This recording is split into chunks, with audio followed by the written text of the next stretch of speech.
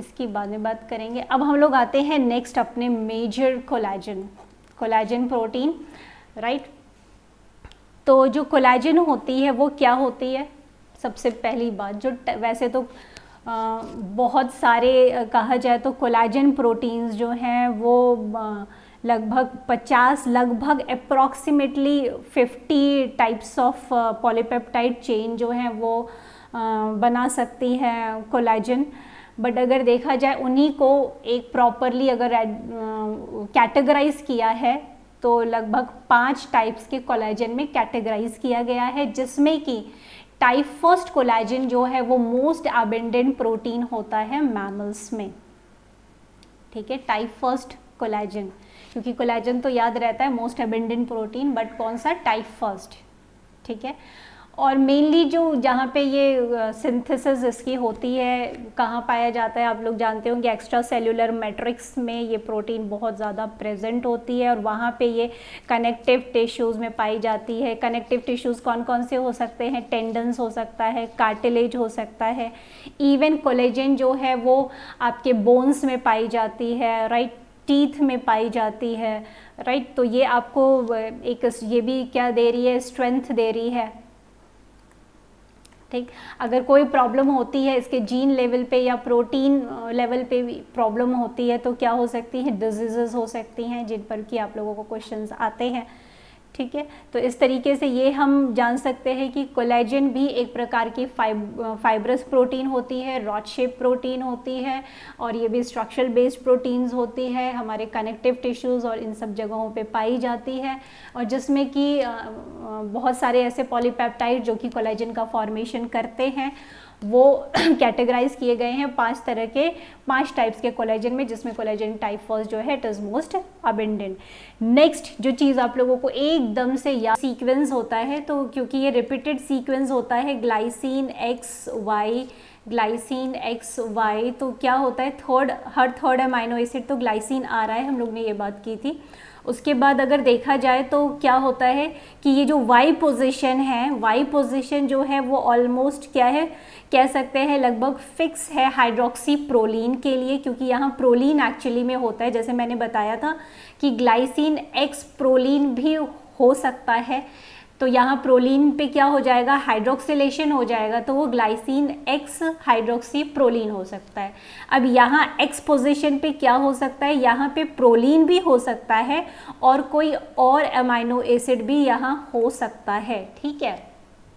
तो ये जो सीक्वेंस की बात थी कि glycine X Y, glycine X pro और ग्लाइसिन एक्स हाइड्रोक्सी प्रोलीन, ये तीनों ही अपने अपने एंड से देखा जाए तो ये चीज़ें रिप्रेजेंटेशन ये सही है, बट बेसिक जो इन्फॉर्मेशन ध्यान में रखनी है कि वाई पोजीशन पे ये एग्जिस्ट होता है और एक्स पोजीशन पे प्रोलीन या कोई और अमाइनो एसिड। अगर वाई पोजीशन पे प्रोलीन मेंशन है, इसका मतलब ये है कि ये पोस्ट ट्रांसलेशन के बाद होता है, तो हाइड्रोक्सिल ग्रुप अगर ऐड होगा तो ऑब्वियसली ये इसी में कन्वर्ट हो जाएगा।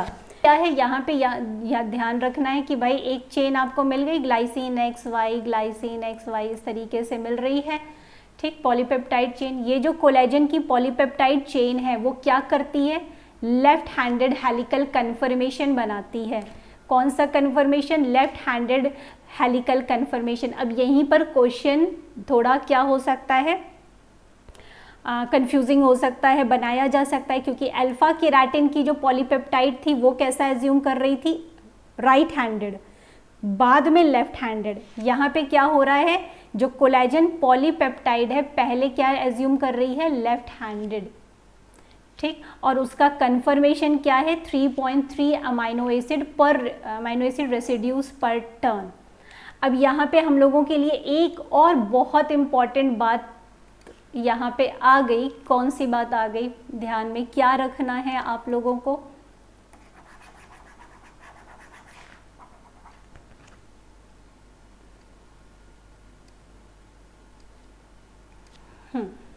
कि जब अल्फा हेलिक्स शब्द बोला जाता है तो आप लोगों को याद था, मैंने बहुत ज़्यादा बार ये मेंशन किया था कि टर्म्स क्या होते हैं? एन होता है, पी होता है ना, पिच, और ये तो आप लोगों को क्या पता था? एक टर्न में राइट। ये क्या होते हैं, 3.6 अमाइनो एसिड होते हैं एक टर्न में, 3.6 अमाइनो एसिड, 5.4 ऐसे करके हेलिक्स, अल्फा हेलिक्स की ये इन्फॉर्मेशन है।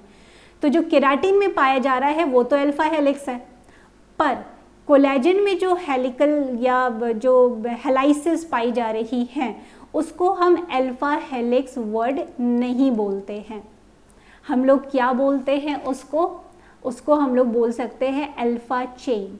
और भी चीज़ें हैं जो टर्मिनोलॉजी है वो अभी हम लोग सिंथेसिस में देखना है उसे हमें, तो हम लोग अल्फा चेन, तो अल्फा चेन क्यों बोल रहे हैं, क्योंकि देखिए यहाँ पे क्या है 3.3 अमाइनो एसिड रेसिड्यू पर टर्न आने लगे, ठीक। तो इस वजह से यहाँ पे जो चीज़ होगी क्या होगी, वो अल्फा चेन है जो कि left handed helical conformation adopt करेगी। और ये अल्फा चेन में कौन से रिपीटेड यूनिट्स प्रेजेंट हैं, GXY।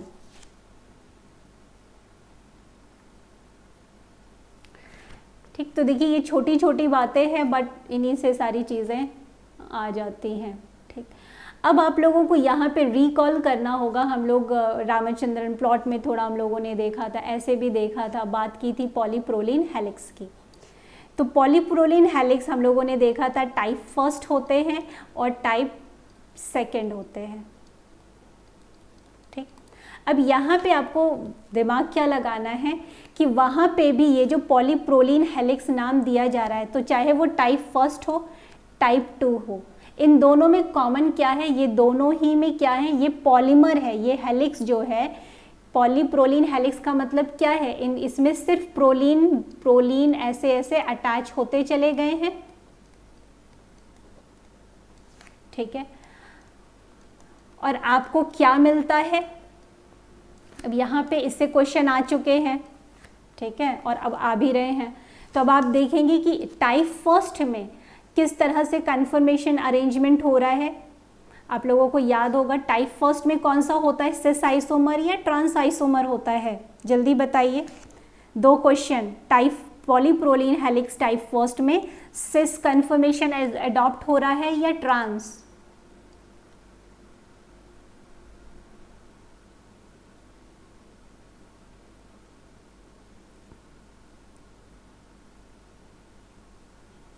Good, very good, cis adopt हो रहा है और इसमें क्या हो रहा है, ट्रांस अडॉप्ट हो रहा है। जल्दी से बताइए लेफ्ट कौन सा है, राइट कौन सा है? टाइप फर्स्ट इज लेफ्ट और राइट?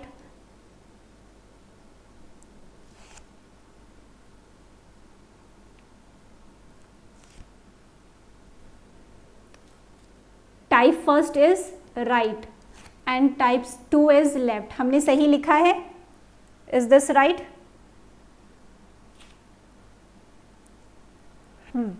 तो अगर अब यहाँ पे क्या हो जाता है, इससे क्वेश्चन बन जाता है। क्यों बन जाता है? आपने देखा कि जो हमारी कोलेजन की जो अल्फा चेन है उसमें रिपीटेड यूनिट क्या है, एक तरह से यही तो हो गया, प्रोलीन प्रोलीन। तो क्या प्रोलीन बार बार रिपीट नहीं होगा, वो भी तो बहुत बार रिपीट हो रहा है। तो क्या ओके तो देखिए इससे कितने मेजर क्वेश्चन अराइज हो सकते हैं।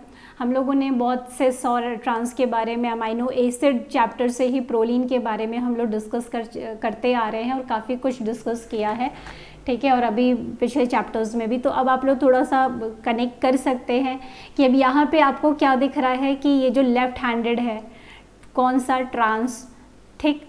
ट्रांस में क्या हो रहा है कि बेसिकली ये जो प्रोलीन है जब ट्रांस कन्फर्मेशन ले रहा है, अब ये थोड़े से टर्म्स याद रखने हैं कि जब वो ट्रांस कन्फर्मेशन ले रहा है तो उसके लिए भले ही इंटरनल हाइड्रोजन बॉन्ड नहीं बन रहे हैं बट उसके लिए हेलिकल ओरिएंटेशन बेस्ट क्या अचीव होगा, left, what we have talked previously.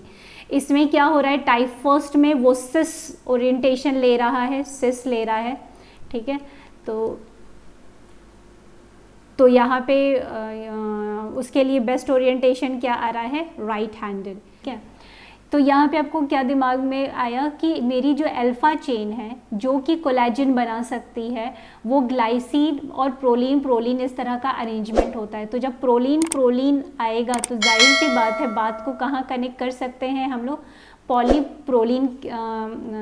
पॉलीप्रोलिन helix की तरफ कर सकते हैं। ठीक है, पहली बात। फिर आप ये भी कह सकते हैं कि मैम ग्लाइसिन भी तो रिपीटेड हो सकता है, तो यस, इसको पॉलीग्लाइसिन से भी लिंक किया जा सकता है। तो क्वेश्चन ये हो सकता है कि जो अल्फा चेन होती है वो पॉलीप्रोलिन फर्स्ट की तरह होती है या पॉलीप्रोलिन सेकंड की तरह होती है, पहला क्वेश्चन। तो आप लोग क्या अप्रोच लगाएंगे? क्वेश्चन ये है कि जो हमारी अल्फा चेन कोलेजन वाली होती है उसमें ग्लाइसिन प्रोलीन तो रिपीटेड होते ही होते हैं, तो हम इससे ये अंदाज़ा लगा सकते हैं कि बार बार प्रोलीन का रिपीटेशन आएगा तो वो किसी न किसी पॉलीप्रोलिन हेलिक्स से मैच कर सकती है या उसके जैसा बिहेव कर सकती है। तो ग्लाइसिन भी लगातार रिपीटेड होता है क्योंकि हर बार थर्ड अमाइनो एसिड ग्लाइसिन आएगा, तो ये आप पॉलीग्लाइसिन से भी इसको रिजेंबल कर सकते हैं। ठीक है, तो मेरा क्वेश्चन ये है कि जो कोलेजन की जो अभी एक अल्फा चेन की, अभी पूरा कोलेजन बना नहीं है, बस उसकी एक अल्फा चेन के बारे में हम लोगों ने डिस्कस किया है कि उसकी अल्फा चेन में इस तरीके के यूनिट्स होते हैं। ठीक है, तो जो अल्फा चेन है वो किसकी तरह बिहेव करेगी, टाइप 1 पॉलीप्रोलिन हेलिक्स या टाइप 2 पॉलीप्रोलिन हेलिक्स। तो अब आपको क्या दिमाग लगाना है कि इसमें से कौन जो है लेफ्ट हैंडेड बन रहा था, तो लेफ्ट हैंडेड कौन बन रहा था, तो यस, टाइप 2 बन रहा था। तो अब आप इसमें ये सोच सकते हैं, अभी तो डायरेक्ट क्वेश्चन आया, अगर कुछ कंफर्मेशन से रिलेटेड क्वेश्चन आ जाता तो आप क्या कहते, मान लीजिए कंफर्मेशन लाइक दिस कि जो अल्फा चेन पाई जाती है कोलेजन में, उसमें जो अगर हम पॉलीप्रोलिन से उसको हेलिक्स से कंपेयर करें तो कौन सा कंफर्मेशन में वो पॉलीप्रोलिन आएगी, तो तब अब वहाँ पे लेफ्ट हैंडेड की जगह आप क्या हो सकता है, सिस ट्रांस कुछ कंफर्मेशन हो तो क्या होगा, ट्रांस हो जाएगा। तो कहने का सेंस टोटलिटी में क्या हुआ, कोलेजन में पाई जाने वाली जो अल्फा चेन है उसमें रिपीटेड ग्लाइसिन प्रोलीन के रेसिड्यूज पाए जाते हैं। तो ये जो प्रोलीन रेसिड्यूज पाए जा रहे हैं तो ये अपने आप को किस ओरिएंट में रखने की कोशिश करेंगे, ट्रांस में रखने की, जिसकी वजह से लेफ्ट हैंडेड हेलिक्स बन रहा है। तो हम कह सकते हैं कि ये वाला जो कन्फर्मेशन है, जो अल्फा चेन है कोलेजन में पाई जाती, वो पॉलीप्रोलिन टाइप 2 से रिजेंबल करती है, क्योंकि आपकी अल्फा चेन भी कैसे ओरिएंट हो रही थी, लेफ्ट हैंडेड ना, देखा था अभी आपने यहाँ लेफ्ट हैंडेड। तो और पॉलीप्रोलिन हेलिक्स टाइप 2 भी कैसे ओरिएंट हो रही है, लेफ्ट हैंडेड। और डिटेल आप समझना चाहें तो ट्रांस ओरिएंटेशन कन्फर्मेशन ले रही है, आप ये सब चीज़ जो है ऐड कर सकते हैं, ये बातें ऐड कर सकते हैं। ठीक है, और दूसरा अगर आप लोगों को याद हो, जिसने रिविजन किया होगा, तो वहाँ पे एक और वर्ड आया था पॉलीप्रोलिन टाइप 2 हेलिक्स में, पॉलीग्लाइसिन,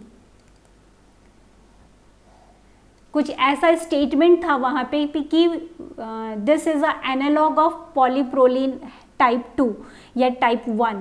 तो ये वाला स्टेटमेंट किस में था, पॉलीप्रोलिन टाइप 2 या टाइप 1 में, देखिए कहाँ दिया हुआ है,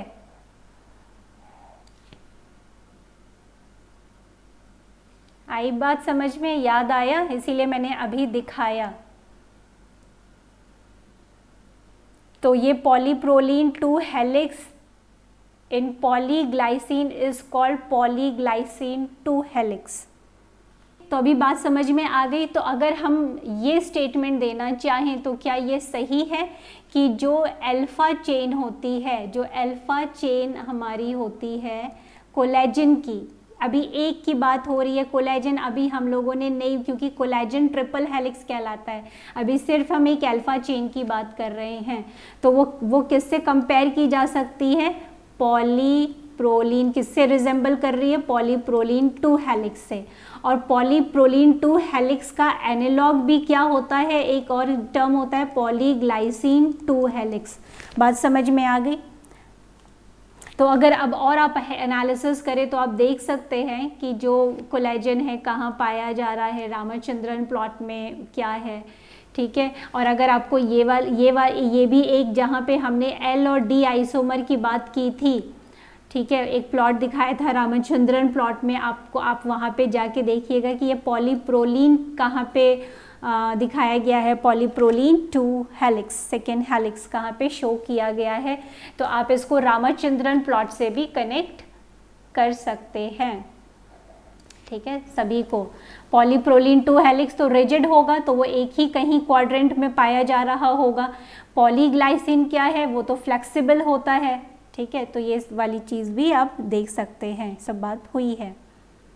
हाँ, तो अब हम लोग यहाँ पे आ गए हैं, थोड़ी सी चीज़ों को देख लेते हैं। 3 सच, वैसी ही जैसा हम लोगों ने अभी अल्फा चेन का देखा, अल्फा चेन कौन सी, GXY, वो ही जो है वो polypeptide wrap around one another in right handed manner.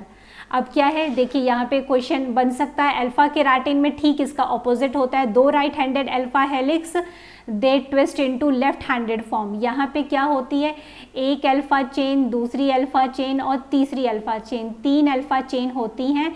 ये सभी लेफ्ट हैंडेड ओरिएंट होती है, ठीक है, लेफ्ट हैंडेड कन्फर्मेशन में होती हैं, पर आपस में जब आती हैं तो किस तरह से ट्विस्ट होने लगती हैं, राइट। यानी आपने 3 वायर लिया, उसमें उसको पहले लेफ्ट हैंडेड किया, फिर तीनों को जोड़ के राइट हैंडेड ट्विस्ट कर दिया, ठीक है। तो यहाँ पे भी क्या होगा, इंटरचेन हाइड्रोजन बॉन्ड जो है इन तीनों ही चेन को होल्ड करेगा। तो ये आपका एक बहुत इंपॉर्टेंट स्टेटमेंट हो गया, ठीक। This wrapping brings every third residue of each chain to the centre of the triple helix. तो जब भी आप इसकी रैपिंग होगी तो क्या होगा, हर बार रैप होने के बाद एक अमाइनो एसिड जो थर्ड रेसिड्यू है वो हर बार क्या आएगा, जैसे हम लोग इसमें भी तो बना सकते हैं ना, वही क्या बोलते हैं उसको, हेलिकल व्हील, ठीक है। हेलिकल व्हील में अगर देखेंगे तो उसमें भी हर थर्ड जो है वो एक तरह से एक पोजीशन पे आ रहा होगा, यानी एक साइड पे आ रहा होगा, ठीक है। हम लोग ने देखा था ना क्रूड रूल हेलिकल व्हील में कि थर्ड और फोर्थ अमाइनो एसिड, तो उसी तरीके से वहाँ यहाँ पे भी आप ये कॉन्सेप्ट अप्लाई कर सकते हैं, ठीक है।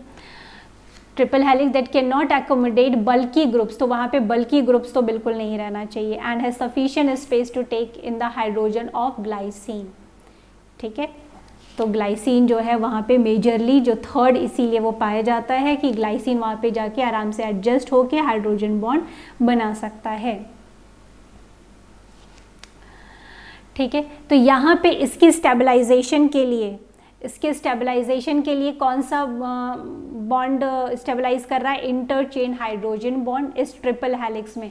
तो अभी आपको क्या पहले हम लोगों ने क्या पढ़ा, अल्फा चेन, एक अल्फा चेन के बारे में। तो ऐसे ही 3 अल्फा चेन आपस में कंबाइन होके क्या बना रही हैं, ट्रिपल हेलिक्स बनाती हैं। इसी ट्रिपल हेलिक्स को आप क्या कहते हैं, कोलेजन, ठीक है। तो इसमें जो हाइड्रोजन बॉन्ड बनाने में जो मेनली इन्वॉल्व हो रहे हैं, amino proton and carbonyl oxygen of the covalent backbone are the major stabilizing force with some contribution also coming from hydroxyl groups of hydroxyproline residue. हम लोगों ने बात की थी कि अल्फा चेन में जो GXY यानी यहाँ पे Y पोजीशन पे क्या होता है, प्रोलीन, जो कि हाइड्रोक्सिल ग्रुप ऐड हो जाता है।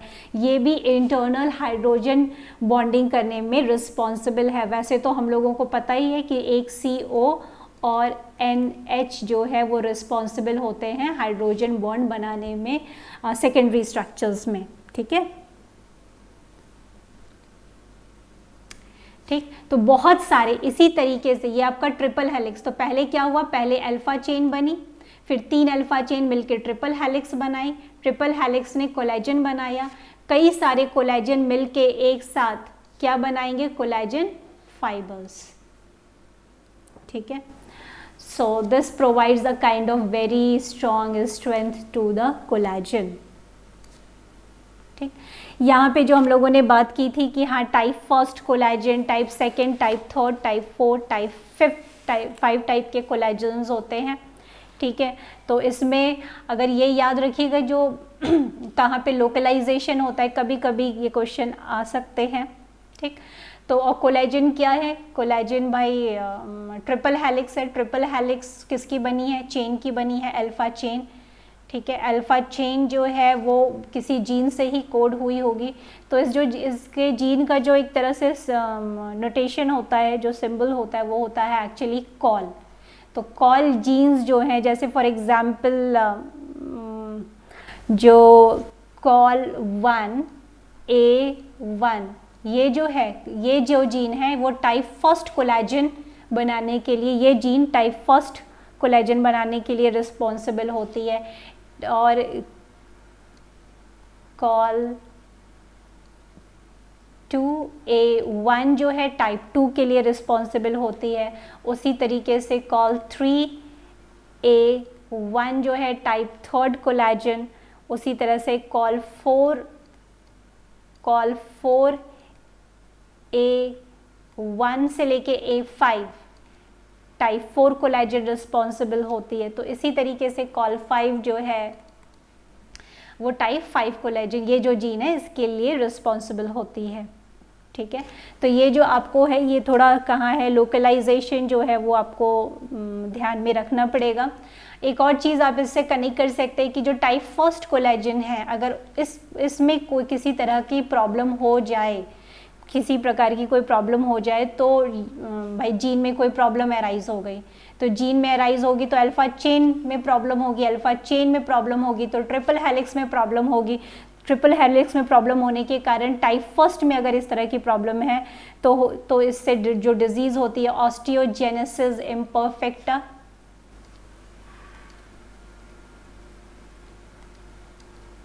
ऑस्टियोजेनेसिस इम्परफेक्टा, एह्लर्स-डानलोस सिंड्रोम, ये हम लोग अभी बात करेंगे। ठीक है, तो इस तरह की ये डिजीज़ होती है।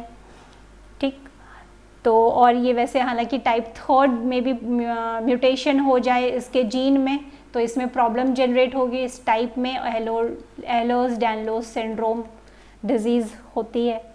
ठीक है, ओके, तो ये आप लोगों को लोकेशन थोड़ा आप देख सकते हैं। ठीक, आगे बढ़ने से पहले जो और इम्पॉर्टेंट पॉइंट जिस पोर्शन से आता है वो हम लोग थोड़ा सा देख लेते हैं, क्योंकि कहीं कहीं पे ये टर्म्स पूछ लिए जाते हैं। तो